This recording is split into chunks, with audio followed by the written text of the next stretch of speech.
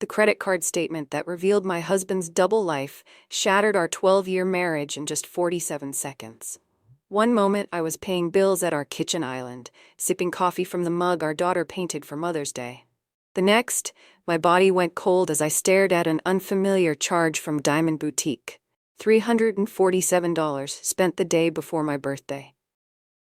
My first thought? Michael was planning a surprise.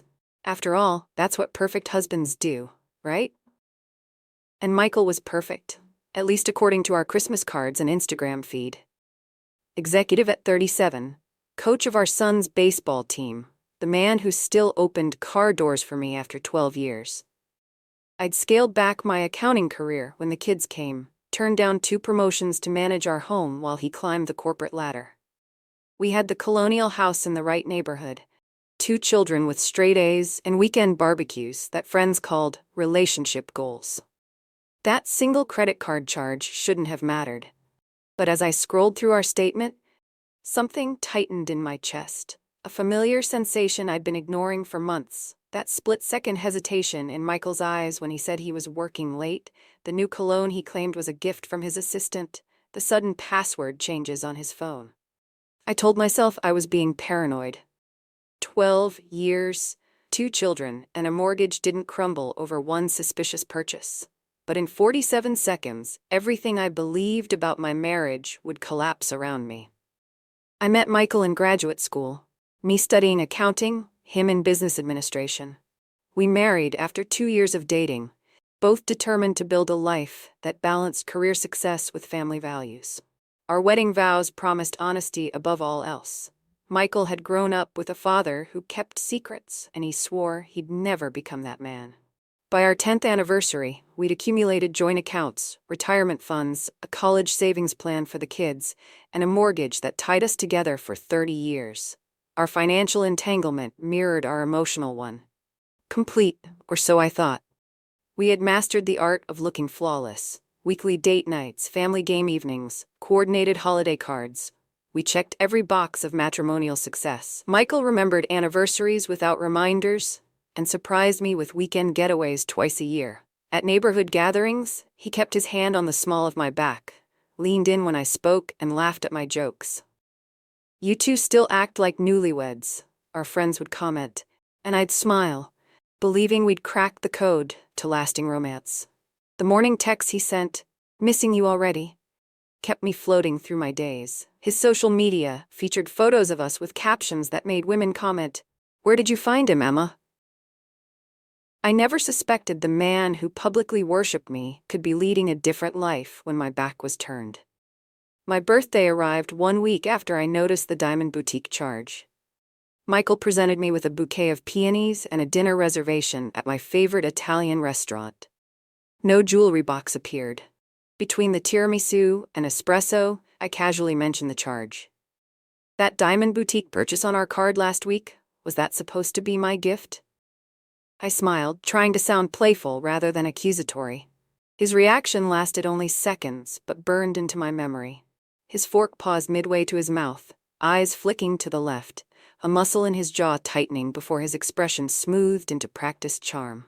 "That was for Janet Thompson," landed the Westfield account. "Company policy is gifts under $500 come from personal cards for tax reasons. I'll spend it next quarter." The explanation made perfect sense. His delivery felt rehearsed. Something cold settled in my stomach, but I nodded and changed the subject. That night, I dreamed of drowning while Michael watched from shore. For a week, I battled with myself. 12 years of trust argued against 47 seconds of doubt. I recalled how attentive Michael had been throughout our marriage, remembering my mother's birthday when I forgot, handling midnight fevers when our children were small, holding me through my father's funeral. Was I willing to question all that because of one charge and a momentary hesitation? Each morning, I woke determined to forget my suspicions. Each night, I lay awake cataloging other moments that suddenly seemed significant. The business trips that extended by a day, the texts he answered while turning away from me, how he'd started showering immediately after coming home. Then came the second charge, The Grand Hotel downtown, $289 for a Tuesday night when Michael had texted he was stuck at the office preparing for the Anderson pitch. I stared at my phone, the world tilting beneath me. 2 options crystallized. Confront him now with minimal evidence and risk looking like a paranoid, jealous wife, or dig deeper and potentially discover a truth that would shatter everything we'd built. As I sat in our perfectly decorated kitchen, surrounded by family photos and children's artwork, I made my choice. I would become something I never thought I'd be. A wife who investigates her husband. The next month transformed me.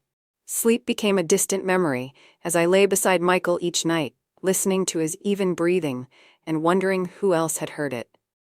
I dropped 7 pounds in 2 weeks, my clothes hanging loose as my appetite vanished along with my peace of mind. The woman who stared back from the mirror looked hollow-eyed and haunted. Colleagues asked if I was ill. My children noticed. Emma, age 10, left a drawing on my nightstand of a sad-faced stick figure with "Feel better, Mommy" scrawled across the top. That broke something in me. I'd always promised myself they would never see me diminished by pain, yet here I was, fading before their eyes over suspicions I couldn't confirm. At night, I retraced every conversation from the past year, searching for clues I might have missed. Each business trip, each late meeting, each moment of emotional distance, all cataloged and analyzed until my thoughts chased themselves in exhausting circles. Had he seemed distracted last Christmas? Was that weekend conference in Chicago real? The questions multiplied while answers remained elusive. Meanwhile, Michael slept soundly beside me, occasionally reaching for me in the darkness, his touch now raising questions rather than comfort. 4 weeks into my silent investigation, I found a folder in Michael's home office labeled Client Expenses. Inside were receipts for business dinners, including 3 at upscale restaurants that matched questionable credit card charges. Relief washed over me. Physical, palpable relief that made my knees weak. The dates aligned perfectly with nights he'd been working late.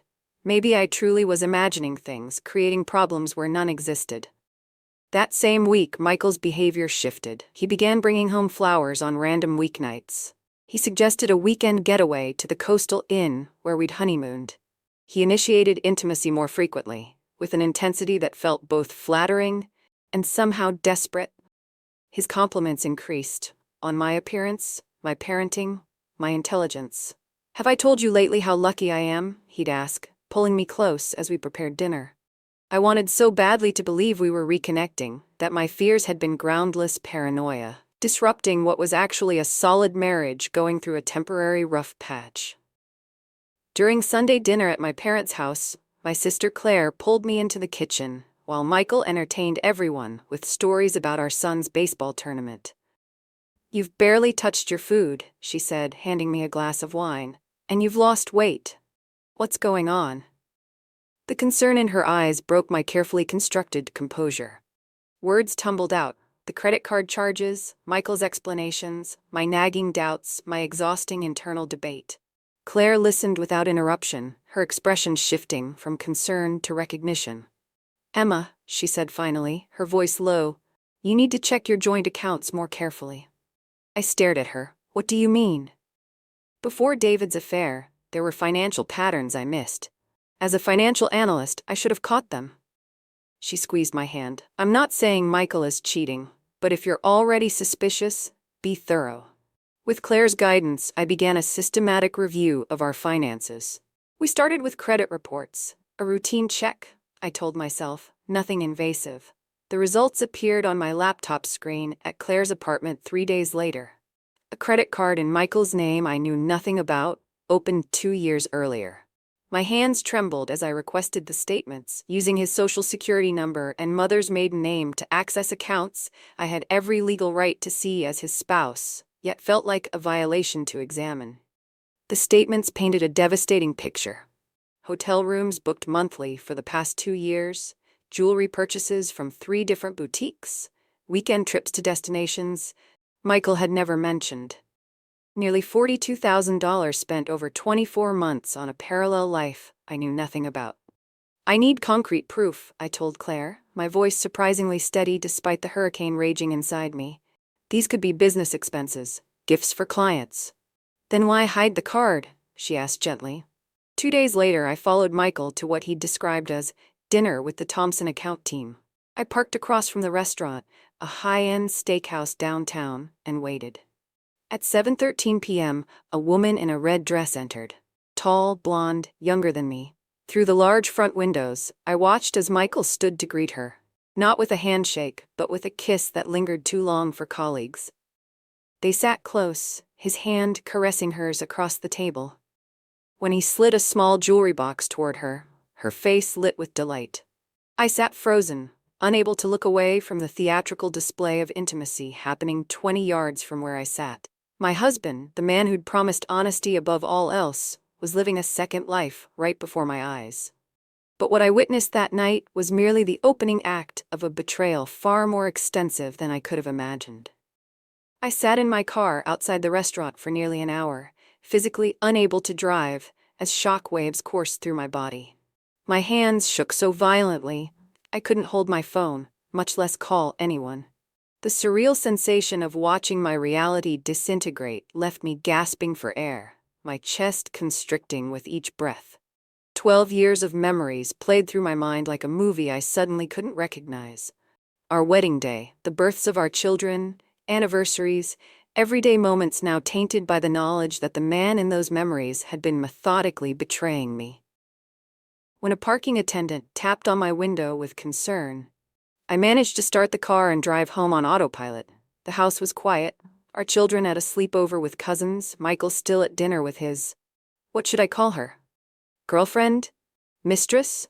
The words felt ridiculous, like vocabulary from a bad movie rather than my actual life. I moved through our home with mechanical precision, my shock crystallizing into icy determination. In our home office, I printed every statement from the hidden credit card, organized by date. I photographed each transaction, created a timeline of suspicious charges compared against Michael's claimed whereabouts on those dates. Then I called Claire. I need you to come over tomorrow when Michael's at work. Bring your laptop. The next day, Claire arrived armed with financial forensic skills from her analyst career.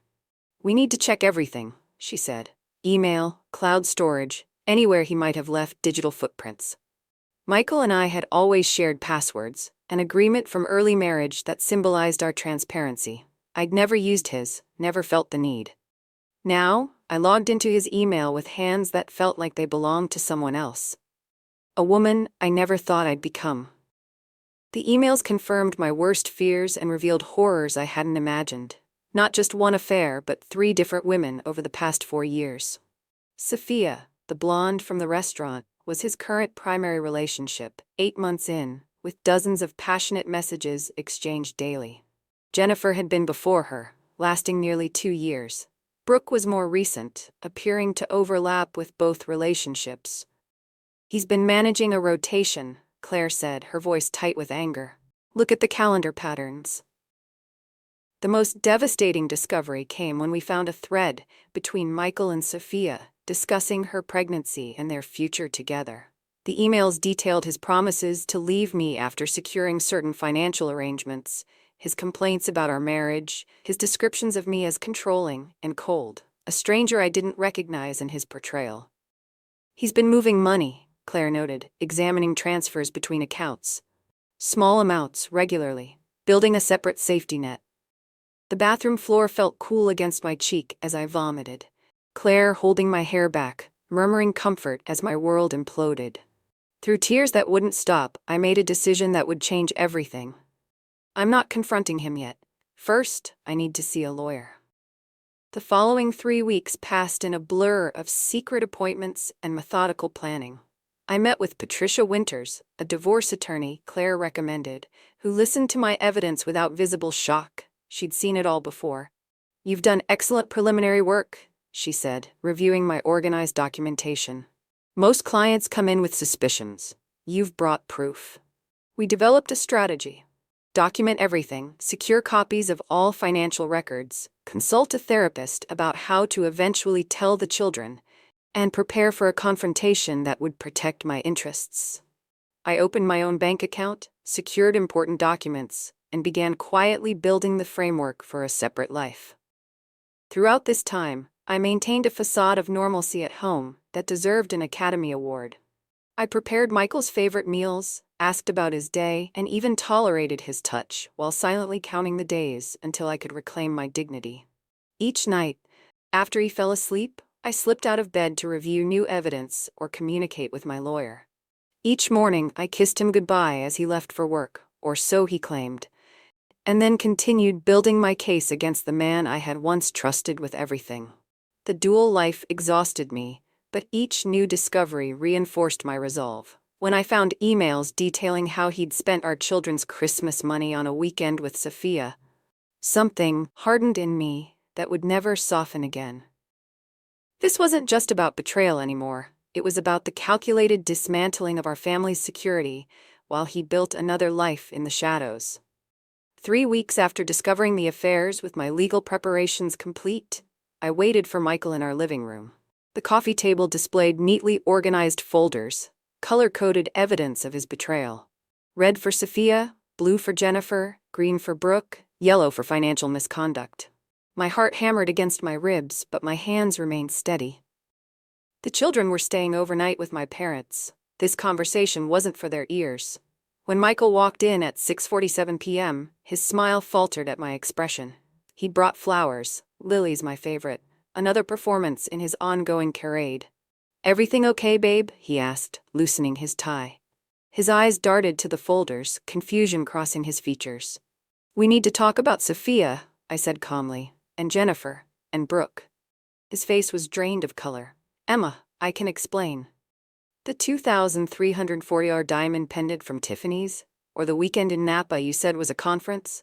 Or perhaps Sophia's pregnancy? Congratulations, by the way." My voice remained eerily steady, each word precisely chosen. Michael's denial collapsed quickly when I opened the red folder and turned it toward him. Email printouts, hotel receipts, photos I'd had a private investigator take over the past week. Sophia and Michael entering a hotel, kissing in his car, having lunch at a cafe 30 miles from our home. He switched tactics instantly. "It didn't mean anything. You've been so busy with the kids, with your job. We've grown apart. I was lonely, Emma. Lonely for 4 years with 3 different women." I pushed the blue and green folders forward. "While I raised our children and managed our home? While I turned down promotions to support your career?" Michael paced, running hands through his hair. The gesture once endearing, now revealing a stranger. "These were mistakes, meaningless physical relationships. I love you.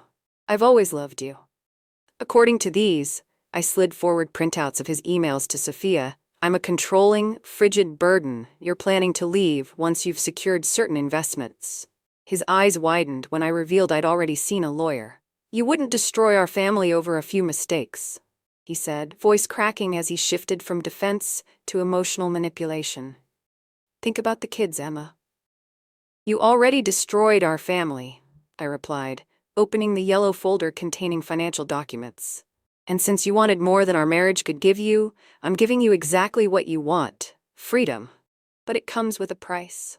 I detailed the separation agreement my lawyer had prepared: division of assets, custody arrangements, spousal support calculations based on his hidden income streams I'd uncovered. "You can't prove any of this," he attempted, desperation entering his voice. "The judge will decide what's provable," I answered, revealing copies of his secret account statements. The revelation that I knew about all 3 affairs, not just Sophia, visibly stunned him. "How did you find out about Jennifer and Brooke?" "You used our joint account to buy Jennifer the same bracelet you gave me for our anniversary," I said. "Did you think I wouldn't recognize it when she posted it on Instagram and tagged you with a heart emoji?" His face contorted between rage and fear as I methodically exposed each deception: the fake business trips, the working late evenings, the conference calls that never happened. "And Sophia's pregnancy?" I asked. "Were you planning to play father to her child while abandoning ours?" Michael collapsed onto the couch, head in hands. "She lost it last week," he mumbled. "It might not have been mine anyway." The casual cruelty of that statement, discarding a woman who believed his promises just as he'd discarded me, confirmed everything. This man was not who I married. Perhaps he never had been. "I've scheduled a forensic accountant to review all our finances tomorrow," I informed him. The movers will be here Thursday to take your things to a storage unit I've paid for the first month of. The address is in this envelope, along with the name of my lawyer. You can't just decide all this, he shouted, standing suddenly. This is my house too. These are my children. Actually, I said, sliding forward one final document. As of this morning, this house is solely in my name. You signed the quitclaim deed last year for tax purposes, remember? Your suggestion, ironically. As the full impact of his situation dawned on him, Michael cycled through bargaining, threats, and finally tears. The performance might have moved me once. Now, I simply watched, detached, as the man I'd built a life with revealed his true nature in full. The divorce proceedings moved with unexpected efficiency. With irrefutable evidence of infidelity, financial misconduct, and Michael's own documented intentions to leave the marriage, my position was strong. The judge, a no-nonsense woman in her 60s, reviewed my organized evidence with approving nods. During mediation, Michael's lawyer pulled him aside after seeing the depth of documentation I'd compiled. Whatever they discussed changed his approach completely. He agreed to most terms without further fight, perhaps recognizing that a court battle would only expose his behavior more publicly. The final divorce decree awarded me primary custody, the house, and a significant portion of our assets. Michael received reasonable visitation rights and responsibility for his own poor financial decisions, including the substantial debt he'd accumulated on his secret credit card. 6 months after the confrontation, I purchased a new home, closer to my sister. A fresh start with no memories of betrayal embedded in the walls. I enrolled in a master's program I'd postponed for Michael's career, finding unexpected joy in reclaiming my professional ambitions. The children struggled initially. 10-year-old Emma became withdrawn, while 7-year-old Liam acted out at school. I arranged therapy for both, plus family sessions where we learned a new vocabulary for feelings and boundaries. With consistent routines between households and careful protection from adult conflicts, they gradually adapted to our new normal. Michael's image as a devoted family man and respected executive crumbled as colleagues and friends learned partial truths. I never actively exposed him, I didn't need to. His own behavior during and after our marriage spoke volumes. 8 months after our divorce finalized, Sophia contacted me through Claire. Her initial message was simple. I think we should talk. He lied to me too. Over coffee at a neutral cafe, she shared her side, how Michael had promised he was separated, how he'd pledged a future together while simultaneously seeing Brooke and negotiating our divorce to his advantage. After her miscarriage, he'd vanished from her life for weeks, only to return with reduced interest and new excuses. The DNA test showed it wasn't his, she admitted, but he didn't know that when he disappeared. Our conversation stretched to 3 hours as we compared timelines and recognized identical patterns of manipulation. An unexpected sense of solidarity formed, not friendship exactly, but mutual respect between two women healing from the same man's deception. Today, I recognize the signs I ignored, the entitlement, the subtle put-downs disguised as jokes, the gradual isolation from friends who ask too many questions. I've learned that some people possess a void no amount of love or success can fill. Michael still wanted more, whatever more was. And in the end, it didn't matter, because what he had was never enough. What mattered was reclaiming my worth and showing my children through example that love should never require sacrificing your dignity. My daughter recently asked if I regretted marrying her father. No, I answered honestly. Without that choice, I wouldn't have you and Liam. And I've learned that even painful chapters can lead to beautiful beginnings. I'm dating again now, cautiously, mindfully, with clearer boundaries and greater self-knowledge. The man I've been seeing for 3 months respects my history without being intimidated by it. He understands when I need verification and celebrates my independence rather than trying to diminish it. My story doesn't end with betrayal. It begins with the strength I found in its aftermath. If you're facing similar suspicions or discoveries, remember, the most important relationship to repair is the one with yourself. Trust your instincts, document everything, and know that beyond the pain of deception lies the possibility of a life more authentic than the one built on lies.